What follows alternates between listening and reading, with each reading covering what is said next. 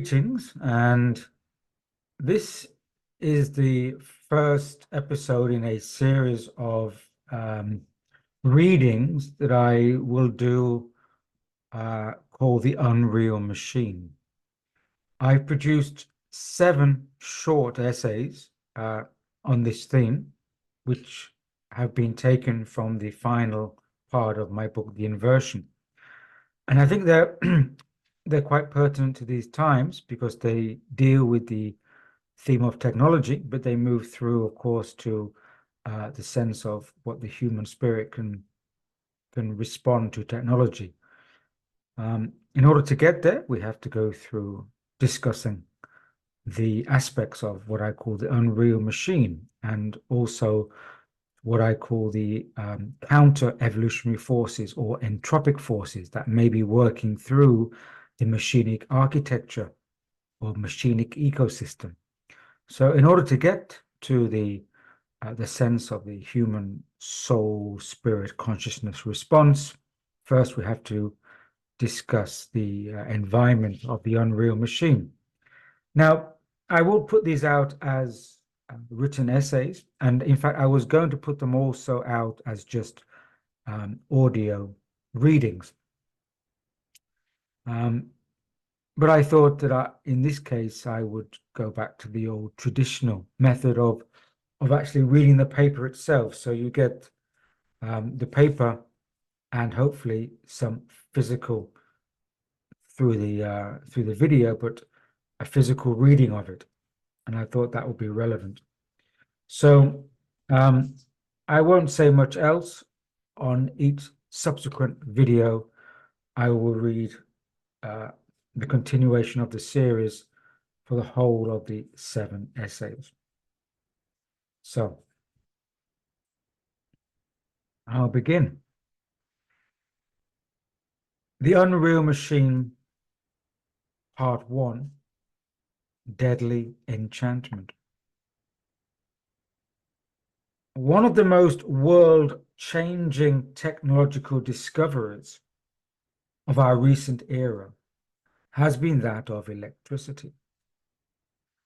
The word electricity first entered the English language in 1650, a translation of a treatise on the healing properties of magnets by Jan Baptist van Helmont, a Flemish physician and Rosicrucian, who worked on the borderline between natural magic and modern chemistry.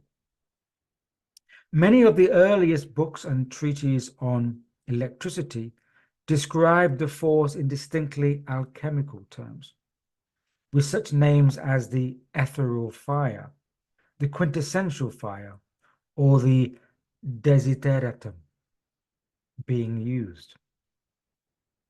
Now it is taken for granted how almost everything we use today is plugged into some invisible power grid. We take little or no notice of how our devices and household appliances produce electromagnetic fields that mesh with all the other unseen fields into an ecosystem of electro energies. These energies are sub-nature. They are part of a living existence, yet they are a lower form of life vibration. Electricity, said Rudolf Steiner, is light in a submaterial state. That is, it is a form of light that has fallen below the level of nature and has become what he termed sub-nature. It is because of this that Steiner warned humankind to be cautious not to build cultures dependent or based on electricity. An electro ecosystem will only serve to draw us away from our natural ecosystem and into a lower vibrational state of sub-nature. In a lecture from 1925, Steiner says, quote, "There are very few as yet who even feel the greatness of the spiritual tasks approaching man in this direction. Electricity, for instance, celebrated since its discovery as the very soul of nature's existence, must be recognized in its true character, in its peculiar power of leading down from nature to subnature. Only man himself must beware lest he slide downward with it. End quote.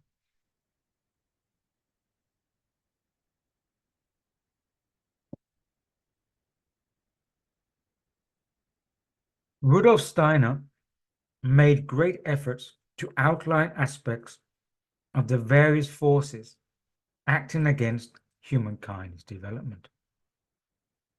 One of these forces he termed as luciferic, and the aim of these forces was to sever the connection between the human world and the realm of spirit. The other forces he named as Ahrimanic, and the intention of these forces was to draw humanity into their realm. That is, to drag human beings further into deep material entanglement. What makes Steiner's observation central to my exploration of what I call the inversion is that he perhaps was the first figure or spiritual researcher to publicly refer to electricity as subnature and of its possible relation to entropic or negative forces. Specifically, how anti-developmental impulses, Ahrimanic impulses, according to Steiner, are connected with the forces of man-made electricity and magnetism, the same energy processes that information and computing technologies are based upon. As electricity, light is highly compressed into a submaterial construct. The inequalities of natural light are distorted into an artificial form below that of its original state. And from this, human technologies are created. Technology utilizes natural energies condensed into subnatural, i.e., artificial states. According to anthroposophical researcher Paul Emberson, quote, "In a nutshell, technology is that sphere of human activity in which we are transforming the substances and forces of the outer mineral world, giving them new structures, motion, properties, and purposes in accordance with our ideas, our intentions, and the destiny of our race." End quote. Through technology, the human being is externalizing its own nature, manifesting an expression in material creations. Such outer creations can be seen as projections of a person's own nature. The shifts to occur in technology will be reflections of the changes occurring in human beings themselves. Yet, since the human being is caught up within the material inversion, becoming ever more entangled within physical matter, such technological creations or expressions will not come from a place of pure consciousness.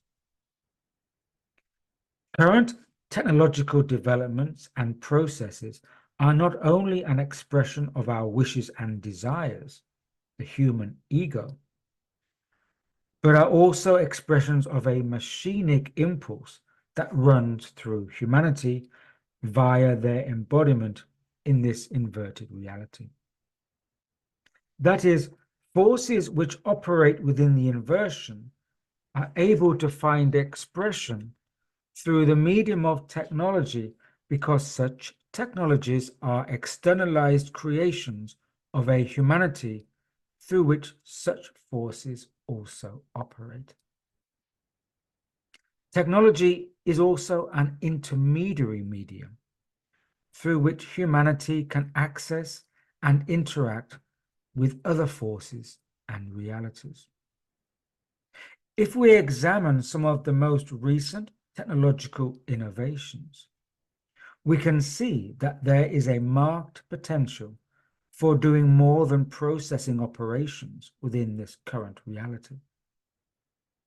As an example, quantum computing utilizes the properties of quantum states. As quantum science has discovered, such states as entanglement and superposition, particle wave, demonstrate a correspondence with an underlying quantum vacuum or quantum unified field.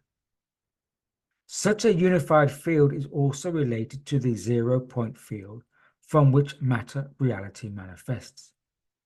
In other words, quantum science connects with an energetic realm beyond space-time. Within such a realm, other dimensions, other realities exist. And many quantum scientists are cognizant of this potential. David Deutsch, a British physicist and pioneer in the field of quantum physics, stated in 2005, quote, "Quantum computation will be the first technology that allows useful tasks to be performed in collaboration between parallel universes."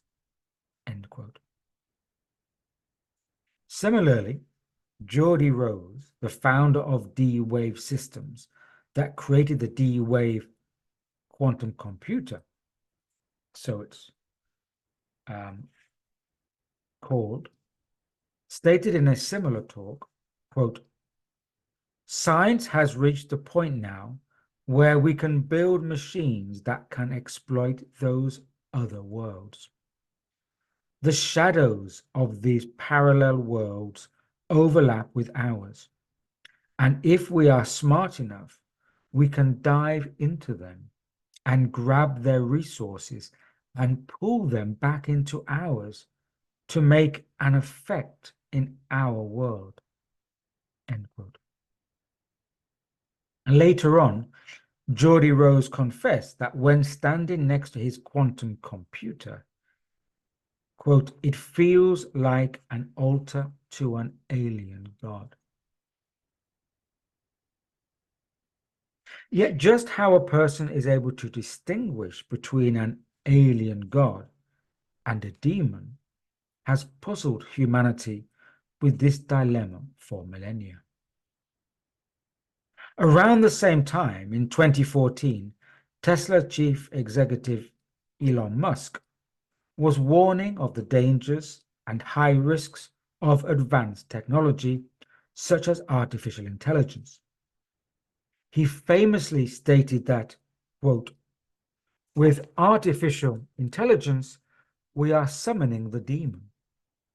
In all those stories where there's the guy with the pentagram and the holy water, it's like, yeah, he's sure he can control the demon. Didn't work out. End quote. As one more example from many, we can point to the Large Hadron Collider at the European Organization for Nuclear Research, known as CERN, which many have suggested could be a means for accessing other dimensions. In a briefing to reporters, Sergio Bertolucci, who is or was, I'm not sure, Director of Research and Scientific Computing at CERN, stated, quote, "Out of this door might come something, or we might send something through it." End quote.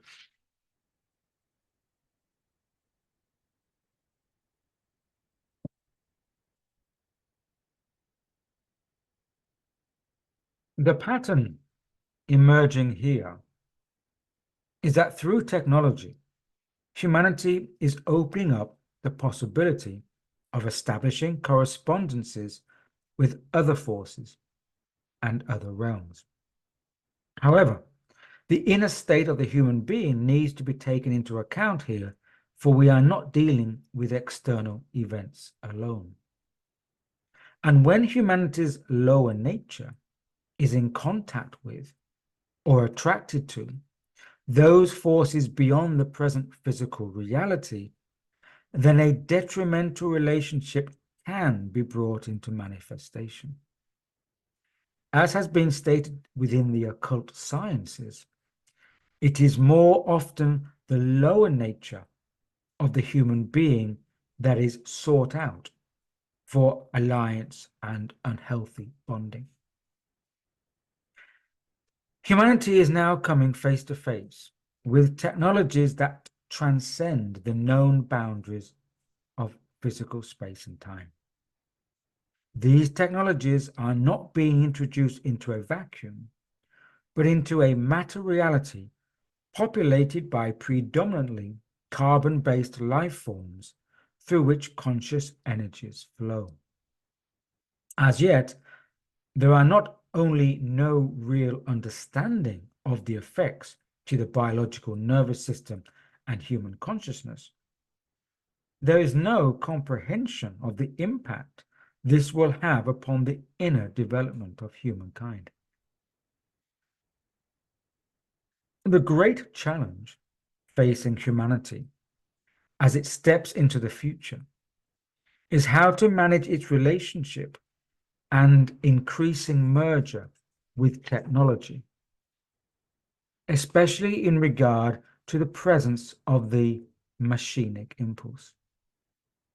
What is clear is that for Steiner and his fellow spiritual science researchers, these new technologies have tremendous metaphysical weight attached to them.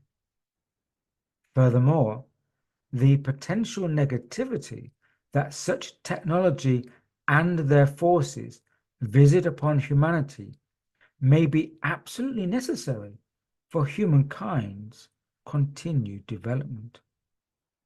Why this might be is explored in the next part of this essay.